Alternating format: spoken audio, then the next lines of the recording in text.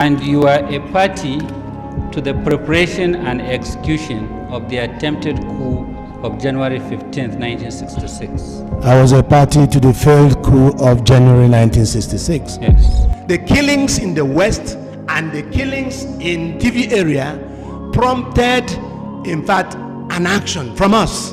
And there were other reasons. You talk about killing again. I was not the one who went to the house. Even though, I must tell you this, I take full responsibility for the coup of January 66 because it was a collective responsibility. Very good. Okay. Exactly 60 years ago, on this day, the 15th of January 1966, the first coup to be executed in Nigeria took place by middle-ranked young revolutionary officers of the Nigerian army. Remember, it wasn't the first coup that took place in Nigeria, but the first one that was executed. That is what it is. Major Nzeogwu, can you please give me an account of the night of the coup in Kaduna? Well, it's rather, we started this off on the night of the 13th of January. Well, no, we didn't see him until the time we actually shot him. He ran away from his house when we fired the first few shots of anti-tank gun into the building. The whole roof was blown up and the place was set alight. Then we went to the rear of the house and started searching from room to room until we found him amongst the women and children hiding. So, this is a video that is more detailed about the January coup. So stay with me, lend me your ear and be attentive to understand the facts. What do you know about the coup? What have you heard? I am going to list out most of the things you don't know about the January 15, 1966 coup. The first coup to take place in Nigeria was done by Balewa. That is why Tafawa Balewa's government had to sentence him to 10 years imprisonment for treasonable felony by Justice Shodeide Judge of the Federal High Court in Lagos. So, what led to the coup? What happened? Gabriel Fagbore, a Lagos journalist, gave me his view of the takeover's real causes. From my own point of view, corruption, nepotism on the part of politicians of all parties, and the danger of internal strife in Nigeria swept the army into power. Men who belong to the old brigade, who are corrupt, and who accept nepotism, corruption, injustice, greed, avarice as virtues. Take the Western region situation, for example. His government refused to act, even though people are being killed daily and life and property are becoming unsafe. He refused to act. Some people enriched themselves and they were killed. Some people were involved in the killings in the West and the TV area and they were killed. Some people did a lot of other unsavory things. Who were the coup plotters? Who executed the coup? Who died? Who killed who? Etc. Today I'm going to list it out. Was it an Igbo coup? And the first one was never an Igbo coup. It was not an Igbo coup? It was a Nigerian coup. Can you explain? Ademoyega, a Yoruba man, is he an Igbo? The author of this book? Yes. Very, very intellectual. It was not an Igbo coup? It wasn't an Igbo coup. It was a coup of genuine Nigerians who were worried about Nigeria. Yes, they were young. The coup actually took place on 15th of January in order to preempt a northern region sponsored jihad coup called Operation No Mercy on the 17th of January 1966. Military officers to carry out a coup on 15th January 1966 to stop a jihad and bring sanity to Nigeria, steeped in nepotism, corruption and mass murders. The government of Tafawa Balewa, controlled by the premier of northern Nigeria, Ahmadu, Bello, were using us in the army to repress the Middle Belt and western Nigeria. Houses and cars were burnt, thousands were killed. There were 9 of us that planned the January 15th revolution. Majors Nzeogwu, Anuforo, Ifeajuna, Ademoyega, Okafor, Onwuatuegwu, and Obienu, and myself. Have been dastard, tell you the honest truth. So, who and who participated in the coup and where did they participate in the coup? List of the officers that took part in the coup. Major Shoki is one of them. Number 1, the masterminders, starting from the 7 majors, the masterminders, 2 persons. Major Emmanuel Arinze Ifeajuna led the troops in Lagos at Balewa's house. He was the one that arrested Tafawa Balewa, the Prime Minister, and when the coup couldn't succeed, they rained the bullets on him. Number 2 is Major Adewale Ademoyega from a Yoruba tribe. He is the author of the book Why We Struck. He was in Lagos. Maybe he's the one that led the troops to Prime Minister Festus Eboh, arrested him, and at the process, Eboh was murdered for his atrocities. Two of them are the masterminders of the January coup, while the rest of the people you'll be hearing were involved. Major Adewale Ademoyega from Yoruba and Major Emmanuel Arinze Ifeajuna from Eboh, currently Anambra State. Now the rest of the 7 majors that took place in the coup. Major Patrick Kaduna Nzeogwu led the troops in North to arrest and unfortunately assassinate Ahmadu Bello, the then premier of the Eastern region. He was involved in the coup. Most of you mistake him as the leader. No, he wasn't the leader. He was involved, but as a revolutionary young officer. He was just 28 years old. He then took part to save his people. Number 4 person is Major Onwuatuegwu. He was in the north. He is the person that went to the house of Brigadier Samuel Adewale. We are talking about the January 15th, 1966 coup. This is the daughter of Brigadier Adewale, who was killed in that coup. You stood there watching.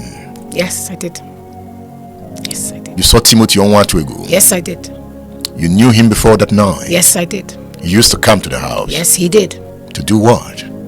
Well, of course, my father was his commander. He would come. So they came in, a bunch of soldiers with guns.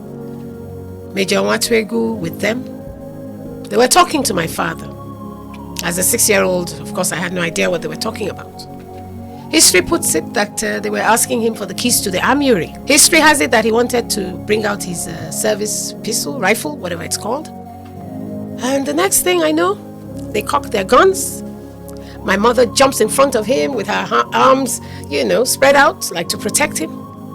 And they rain the bullets. To shoot the coup plotters rained the bullets on him. Number 5th person is Major Humphrey Chukwuka. He was in Lagos. Number 6th person is Major Chris Anuforo. Major Donald Okafor. He was also in Lagos to arrest Ironsi. Major Humphrey Chukwuka, maybe he's the one that went to the house of Brigadier Maimalari at Apapa to get him arrested as the person that was to lead that northern jihad coup on 17th of January. He became a target for arrest. There was no official agreement by the coup plotters, it was revealed by several accounts of the coup plotters to assassinate or murder anybody. They talk about killing, and I'm repeating what I said at Enugu. It was never decided that anybody should be killed. Now, why was people disagreed on what should happen? I don't know how many coups you've taken part in, but it is never decided this man must be killed, that person will be killed. But you depend on what you see on the ground. So if there was opportunity to kill, you kill. What do you mean by you depend on what you see on the ground? These are soldiers, Depending, for instance, if you are fired at, you fire back. The original agreement was to arrest and seize power, take over government, and install Chief Obafemi Awolowo as the Prime Minister. But as the case may be, if you were attack back. That was the agreement. So because Ahmadu Bello was killed was because Ahmadu Bello and his men attacked. The 80th person is Captain Emmanuel Nwobosi. He was in Akintola's house, Ladoke Akintola in Ibadan. He was the one that went to arrest him. And at the process, when he was attacked, he then rained the bullet on the premier Akintola and he was killed. Number 9 person is Captain Gbulie from current Anambra. He's the author of the book called The 5 Majors, Captain Gbulie. So the 10th person is Captain Eboh from Eboh tribe. Captain Adeleke Ganiyu, he is from Yoruba tribe. Lieutenant Fola Oyewole, the reluctant rebel author. Go there and see his own account of the coup. He's from Yoruba tribe. Lieutenant Aro Ebiko from Esan tribe. Lieutenant Tijani Kastina from Hausa Fulani tribe in the north.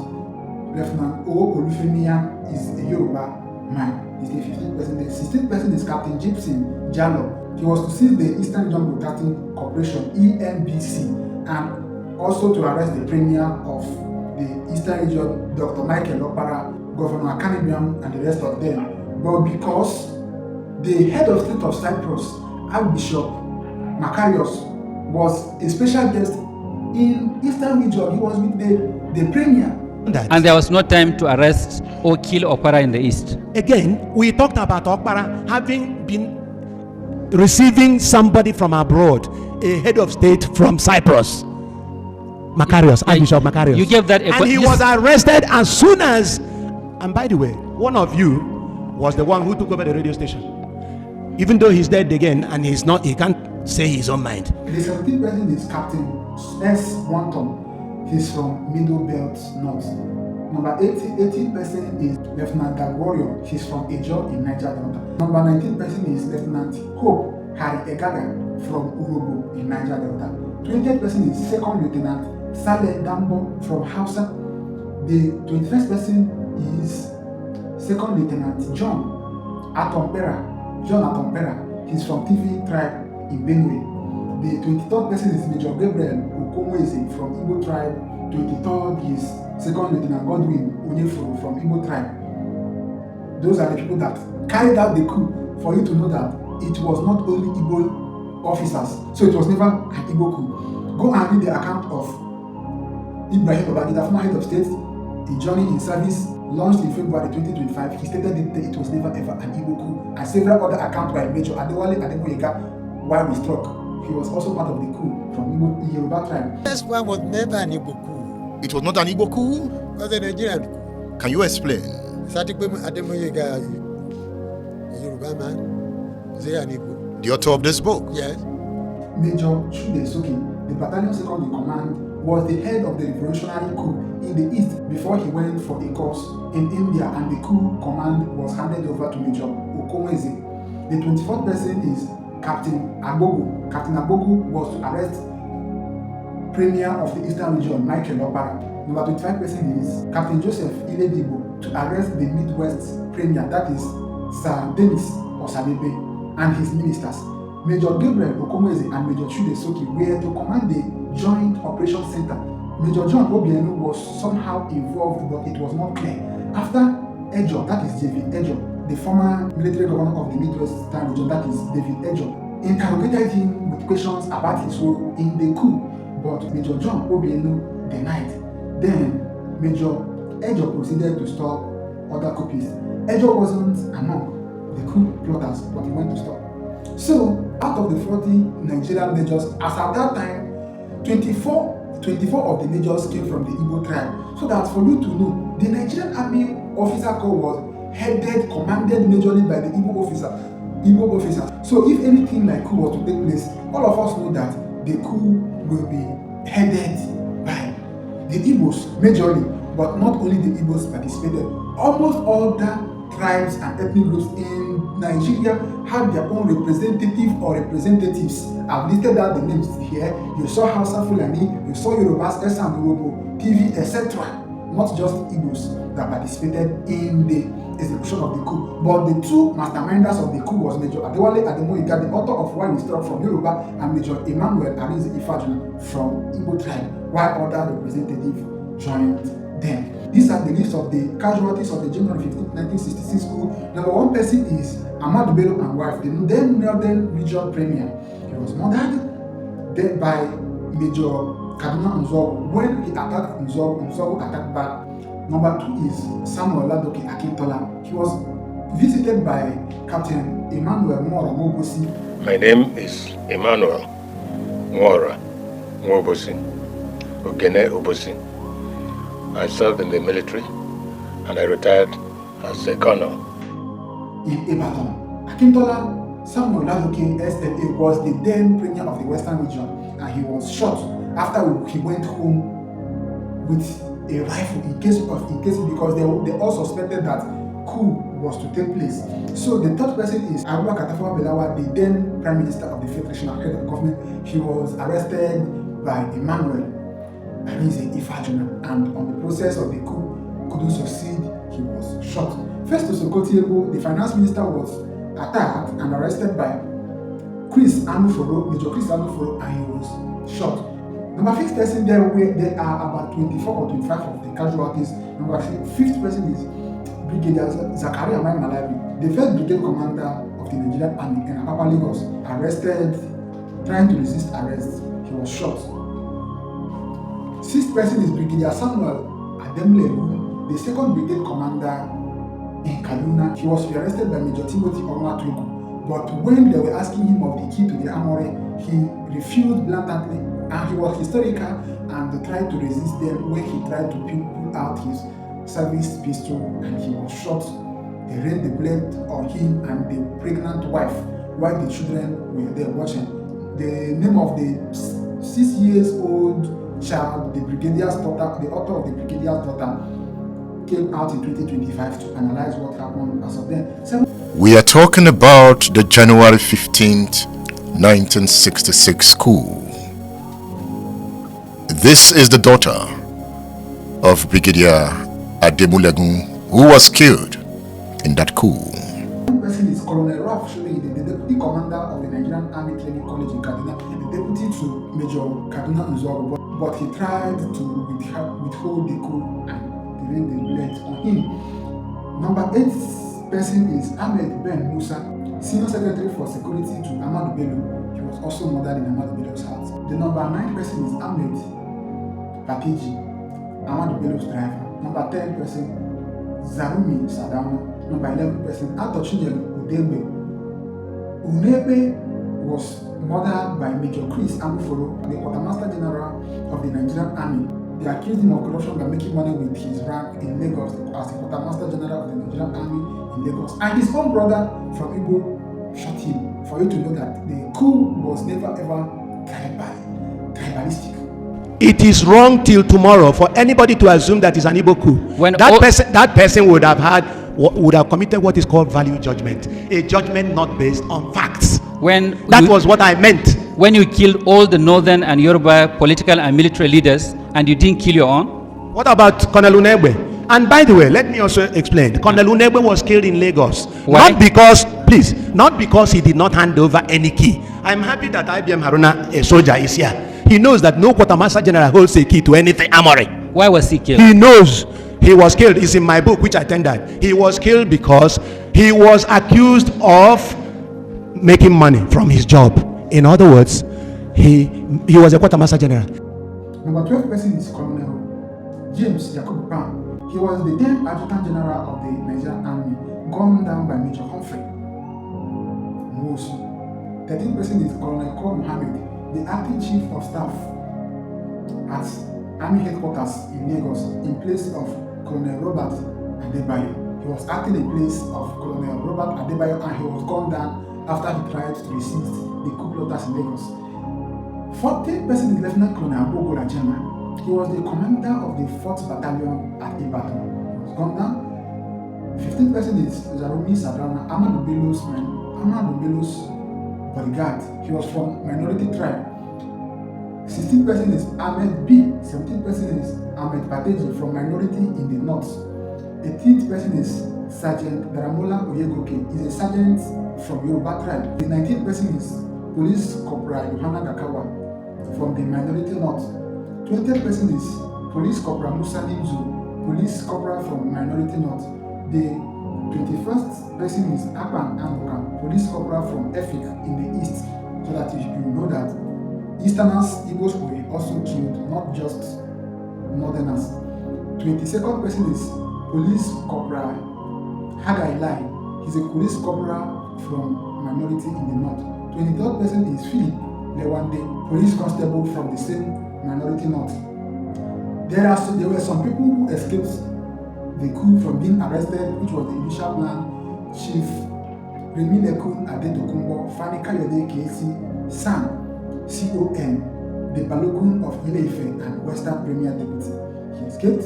Kashim Ibrahim ran and was saved. The governor of the old northern region saved in Kaduna in the counter coup of July 1966. So, the status of the coup is unsuccessful coup. It didn't succeed. The difference is that the January coup failed. The July coup did not fail. Exactly. If January coup had failed, I wouldn't be sitting here answering questions. You would have made me Major General or something. And because of that, who were the people that crushed the coup and squeezed the coup plotters to the point of surrender? Let us find out. Ironsi aborted the coup. So, and Ironsi took over, isn't it? He aborted the coup. He aborted the coup of January 66. Yes. My lord, Ironsi was not part of us. Ironsi was a reactionary. Listen to the question, What please. he said or what he did was his business. Now, when the soldiers got to Lagos, they found that Ironsi's troops had already seized Lagos. And so they ran helter-skelter. A lot of things have been said about this. Who actually halted the coup? Aguiyi Ironsi in Lagos, an Eboh. Emeka Onwuatuegwu in Kano, an Eboh. The Igbos halted the coup. How can it be at the same time an Igbo coup halted by Igbos? So, who crushed the coup? They used Gowon as the person who crushed the coup, but it is not true. It was not true. Gowon never crushed the coup. Major General Johnson Onwuatuegwu Aguiyi Ironsi crushed the coup with some of his commanders, loyal commanders and troops named Colonel Hilary Nzeogwu and a Cameroonian officer called Captain Anagho. Major General Ironsi gave him the command to crush the coup. He is still alive as of 2025 and he is today a traditional ruler in a community in Cameroon. You can go and verify. A traditional ruler in Cameroon who was in the Nigerian army when his own part of Cameroon was in Nigeria, but they later went back to Cameroon and joined the Cameroonian army. Former Nigerian Captain Anagho ended up as a general in the Cameroonian army and later became a traditional ruler in Cameroon. Ifeajuna, the author of the book titled Ironsi, interviewed him and the man revealed he led the troops when Ironsi asked him to do so. And Gowon volunteered. That Gowon that was saying, I crushed the coup, Gowon volunteered because he just came back from Britain. He had no command. He had no troops. So who was he going to command to crush a coup? Or will a person just go and crush a coup without troops? Who did he command? He just volunteered and joined the commander that General Ironsi commanded, Captain Anagho. Let us hold ahead. And Gowon volunteered to join. But Gowon claimed he crushed it, which was never true. Where was Gowon? Let us find out. During the day of the coup, which is January 1966, the dark morning, Gowon just came back from Britain and he had no command. And you cannot move troops without a command. That's a rule in the army. The West fabricated the story to make it look like Gowon crashed the coup while the Igbos plotted the coup. It was never true. If it was to be an Igbo coup, it would have been a walkover because it would be impossible for Igbos to plan and fail because they had no opposition at all. Igbos had the first and almost the last in the Nigerian army, starting from the Nigerian Military Officer Corps, headed by the GOC from the Igbo extraction, Major General Aguiyi Ironsi, Major Onwuatuegwu, Major Alexander Madebo, etc. They're all headed. Let me tell you, you see all those northerners that later emerged, like Ibrahim Babangida, Sani Abacha, Theophilus Yakubu Danjuma, Yakubu Gowon, they were all errand boys to the Igbo officers. Yakubu Gowon, the then head of state, was an errand boy to Major General Aguiyi Ironsi. Go and ask his son, Thomas Aguiyi Ironsi, who is alive today. He survived the coup that led to the assassination of his father, General Ironsi. Go and ask him. Gowon was always in their house, running errand for his father, Major General Ironsi. Just like Theophilus Yakubu Danjuma, he was running errand for Major General Alexander Madebo, retired. When he gave birth to his son, Yakubu Danjuma was errand boy to him. So they had no opposition if Igbos were to plot a coup against the state because they all had the command. They would just give order, go and arrest the head of state. The other officers would say, yes sir. The battalion commanders, the armorer command, the quartermaster general, and the general officer commanding was all Igbos. Nobody would have been able to oppose them because they will just give order. Then every politician will just be arrested, all of them from beginning to the end. Ojukwu commanded the 5th Battalion in Kano. Captain Ogbuoji was sent to arrest Major General Ironsi during the coup, and he met Ironsi on the road. Ironsi was on his way to Ikeja cantonment when he heard about the coup and escaped.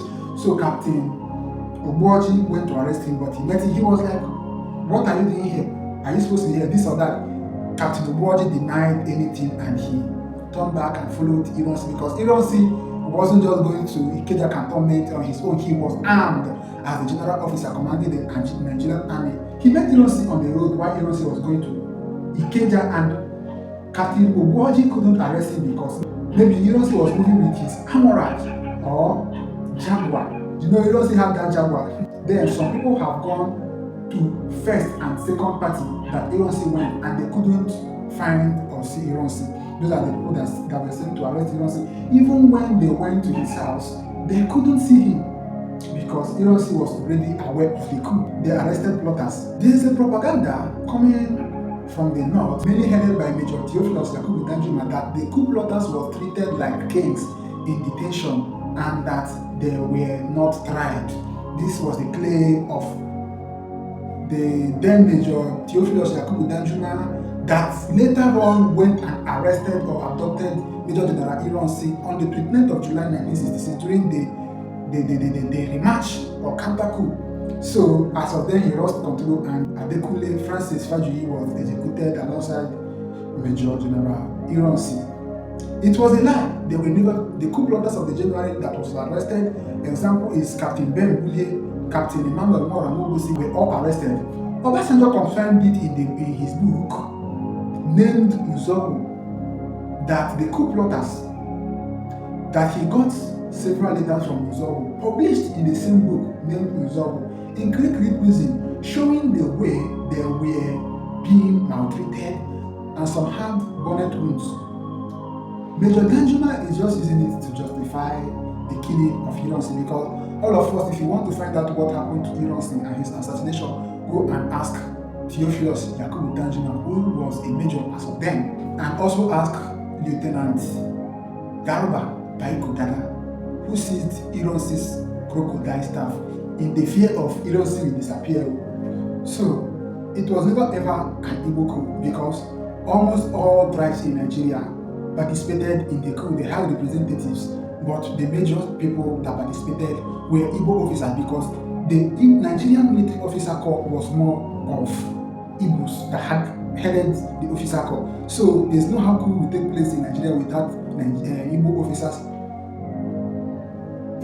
being involved. You understand? So almost all the civilian authorities knew about the coup. Example, the then ceremonial president Dr. Azikiwe knew about the coup and he left the country for his own safety as of October 1965 before the coup took place on January 1966, 15th.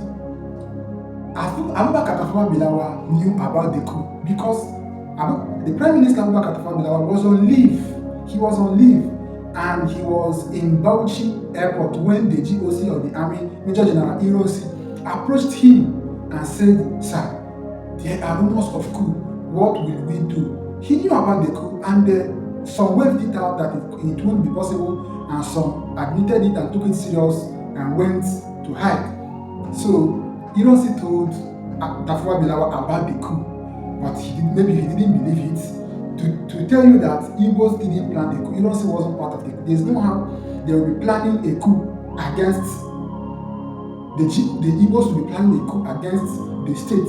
And the head of the state as of then was Tafawa Balewa. Then an Igbo man, Ironsi will go and tell the head of the state, Tafawa Balewa, look, we the Igbos are planning coup against you. No, it is not done that way. Coup is not a play matter. So Ironsi told Tafawa Balewa, in Bauchi, there is a rumor of a coup. Samuel Ladoke Akintola, the then premier of the Western region, knew about the coup and he ran to Northern region to meet his political ally, his fellow evil premier called Ahmadu Bello. They were all corrupt and wicked. They instigated the war in the Western region called Operation Okotie, where people were being massacred.